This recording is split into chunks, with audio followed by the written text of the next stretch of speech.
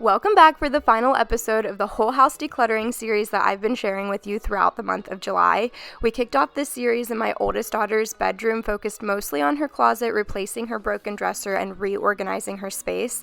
In my last video, I decluttered and tidied up all of the main living areas within my home, and today we are going to finish up in my bedroom, which is probably the biggest project of them all.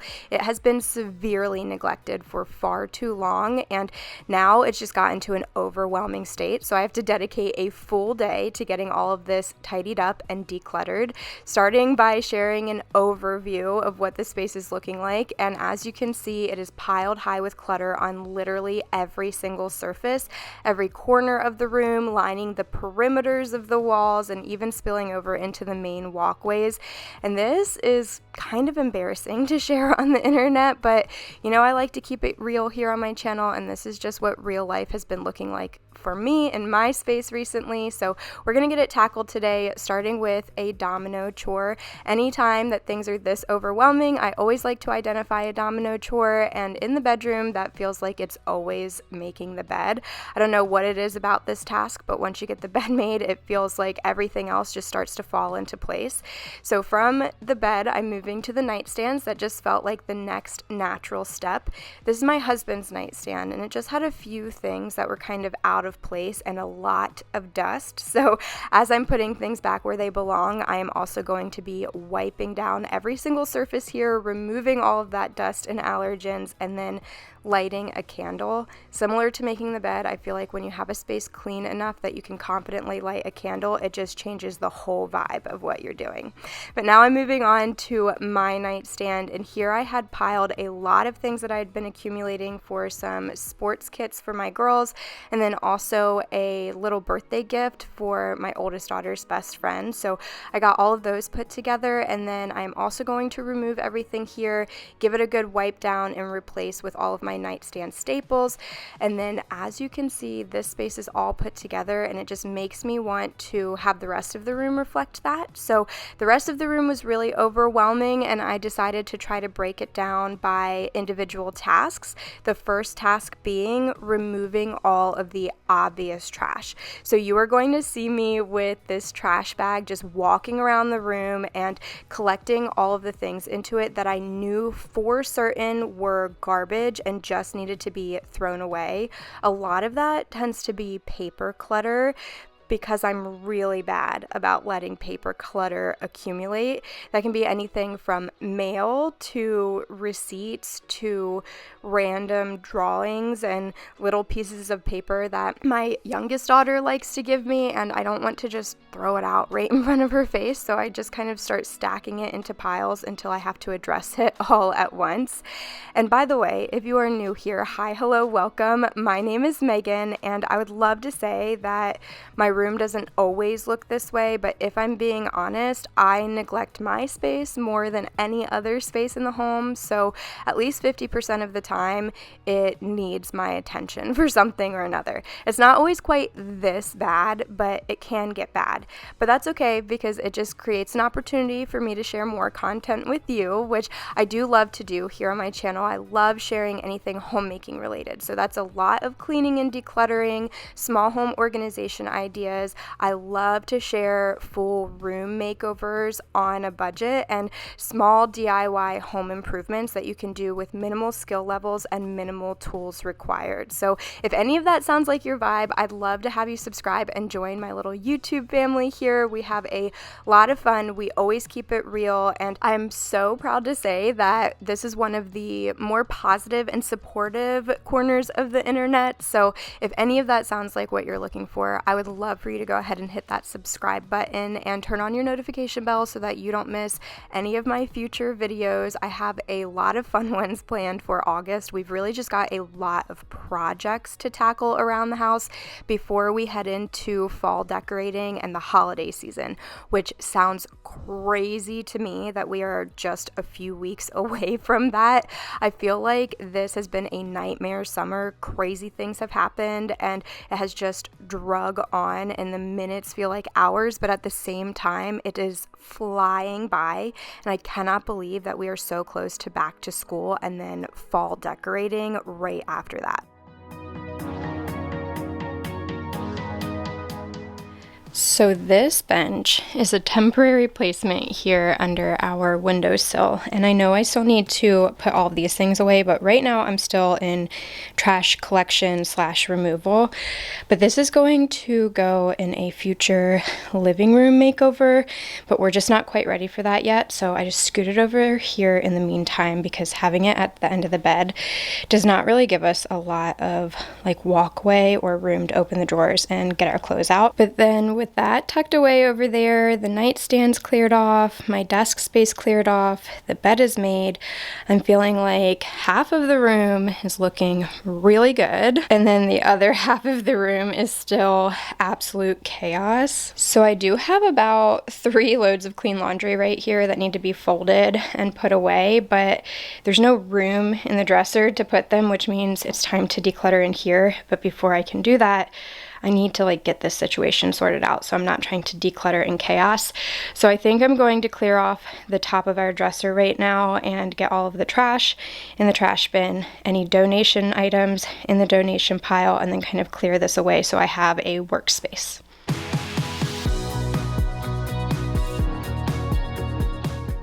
One of my really bad habits is treating surfaces like storage and putting things down instead of putting them away. And I feel like my dresser is a shining example of this. There is so much paper clutter piled underneath stuff that I just did not take the extra 10 seconds, the 3 steps to put it back where it actually belongs.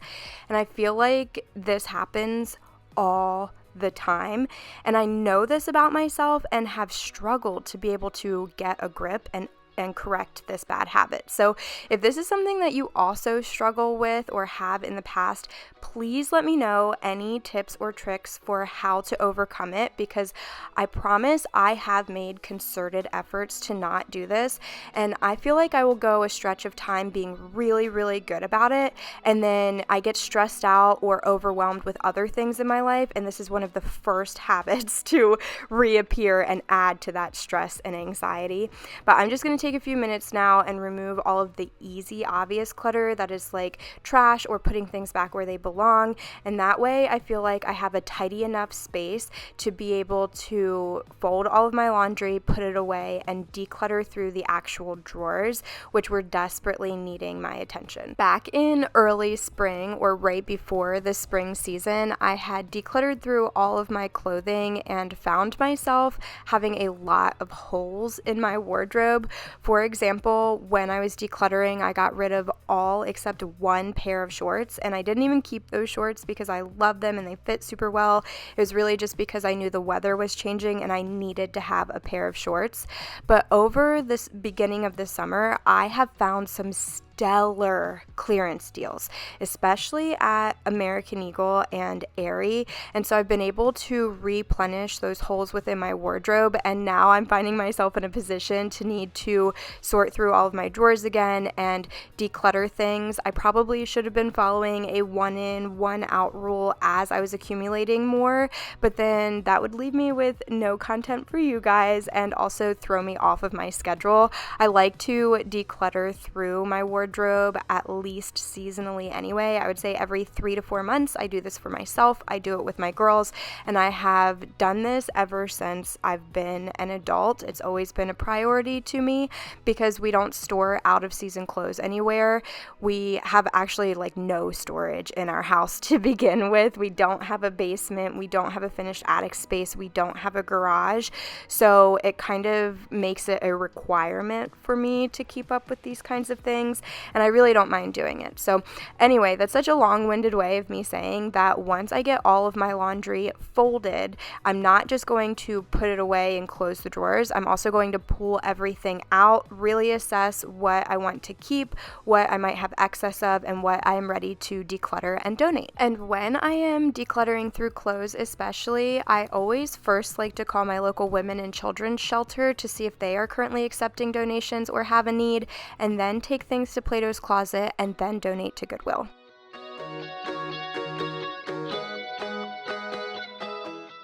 Three loads of laundry folded, and now I am ready to put them away and kind of declutter at the same time.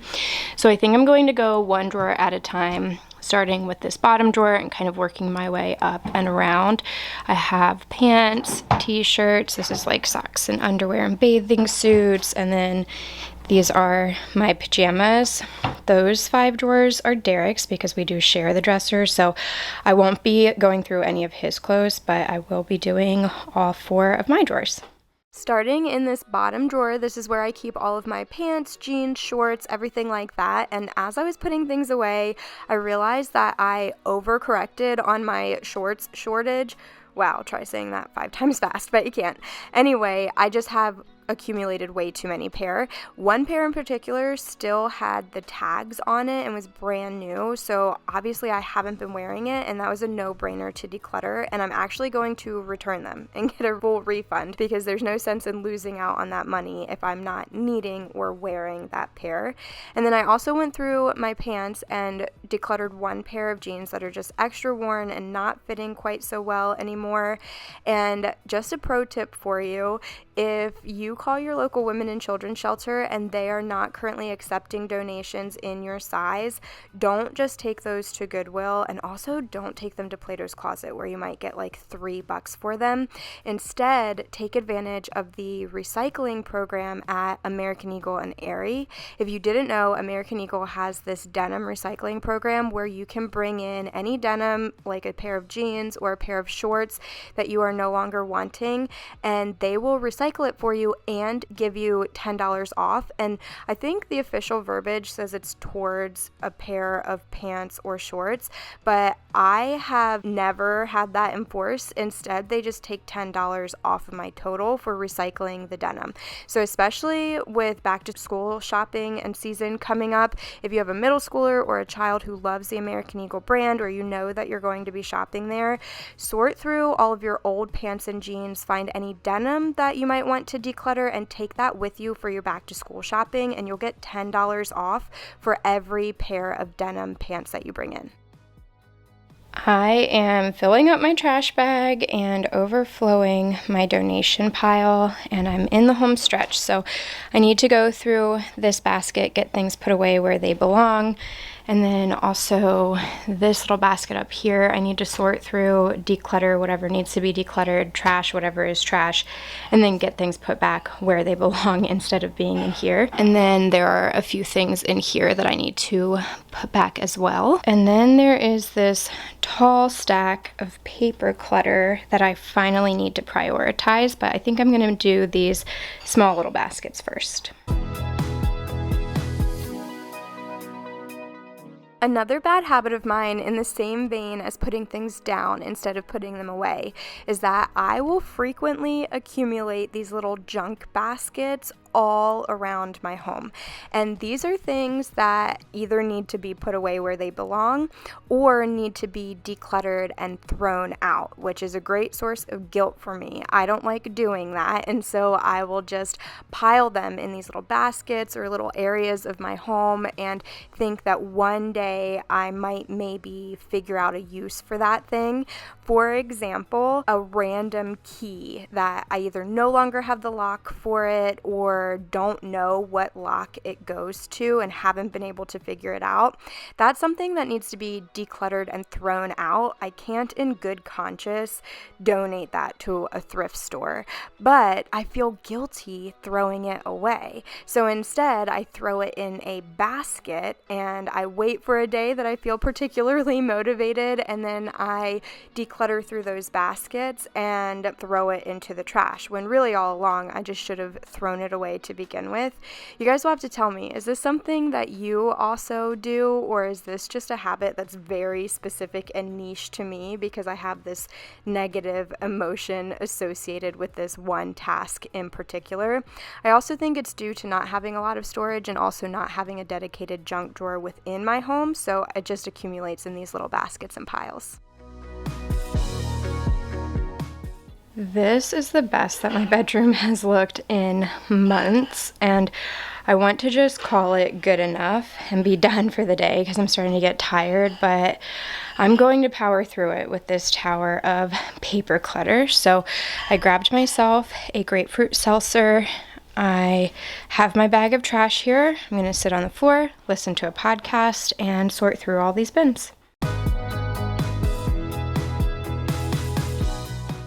it is going to take me a minute to sort through all of this paper clutter that is piled high in boxes in the corner of this room. So while I do that, I figured I'd take the opportunity to have a few minutes to chat about a special interest of mine that I've just been dying to have some conversation about.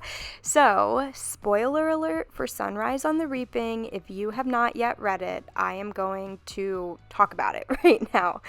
So anyway, I know I've shared here on my channel before that I was a chronic reader in childhood. It was like a trauma coping mechanism, and into adulthood I have kind of left that behind as a coping mechanism, but I still really value reading, and so I love reading with my children in particular and fostering a love of learning, a love of reading within them.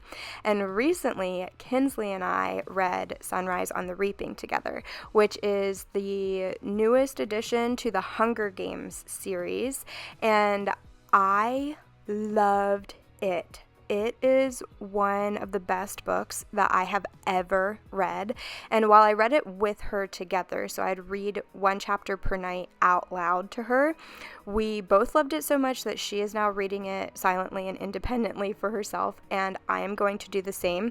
And it made me want to reread the original trilogy, which I think I read in high school. Is that when it came out and became like super popular?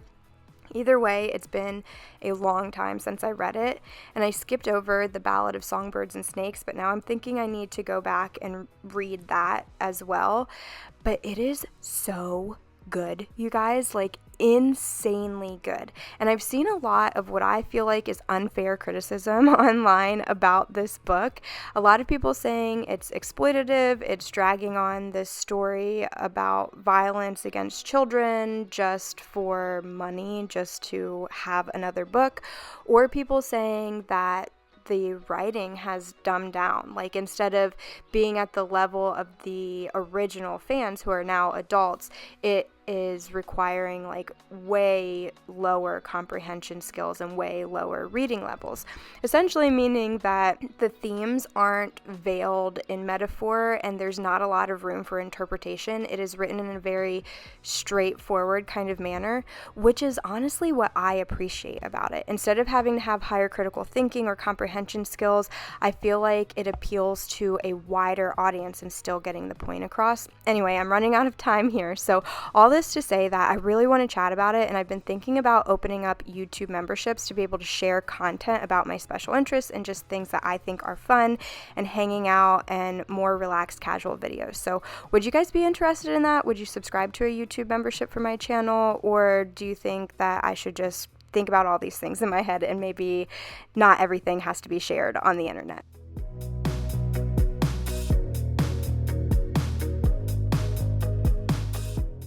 Nearly 4 hours later, and my room is completely cleaned up and decluttered, and I am tired. So I'm just going to say thank you so much for choosing to spend your time here with me today, hanging out and cleaning and tidying around my room with me. Hopefully I motivated you to either get to cleaning or decluttering or organizing a space that you've been putting off. But that's going to be everything for today's video. So thanks for hanging out with me, and I hope that I see you all in the next one.